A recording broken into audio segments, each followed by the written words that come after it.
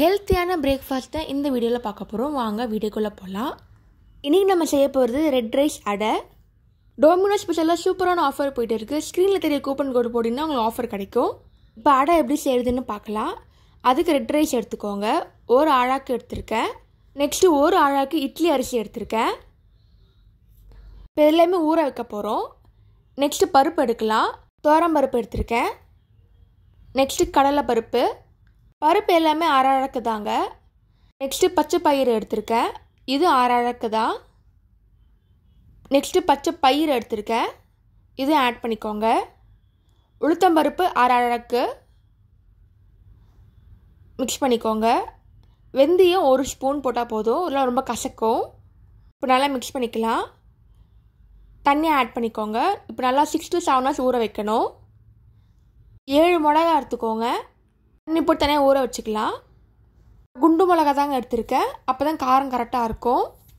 இஞ்சி பூண்டு பேஸ்ட்டு, இல்லைனா இஞ்சி தனியாக பூண்டு தனியாக எடுத்துக்கோங்க. சீரகத்தில் 1 ஸ்பூன், கருவேப்பிலை 1 ஸ்பூன்.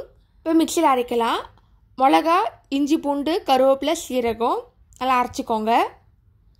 நெக்ஸ்ட்டு பருப்பு அரிசி ஆட் பண்ணிக்கலாம். நல்லா மிக்ஸ் பண்ணிக்கோங்க. நல்லா திக் பேஸ்ட்டாக வரணும். ரெட் ரைஸ் வந்து நார்மல் பச்சை அரிசி விட ரொம்ப நல்லதுங்க. நிறைய ஹெல்த் பெனிஃபிட்ஸ்லாம் இருக்குது. ரெட் ரைஸை வந்து கேரளா அரிசி, புட்டு அரிசின்னு சொல்லுவாங்க. இப்போ பெருங்காயத்தூள் ஆட் பண்ணிக்கோங்க. 1 ஸ்பூன் போட்டால் போதும். உப்பு தேவையான அளவு. நல்லா மிக்ஸ் பண்ணிக்கலாம். மிக்சியில் கொஞ்சம் கொஞ்சமாக அரைங்க. இந்த மாதிரி திக் பேஸ்ட்டாக வரும். இப்போ ஃபுல்லாக அரைச்சி வச்சாச்சு.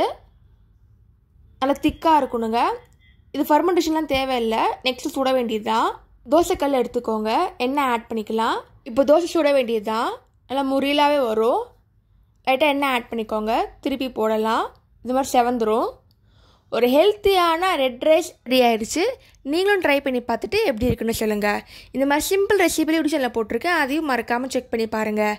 தேங்க்ஸ் ஃபார் வாட்சிங். லைக் பண்ணுங்கள், ஷேர் பண்ணுங்கள், சப்ஸ்கிரைப் பண்ணுங்கள்.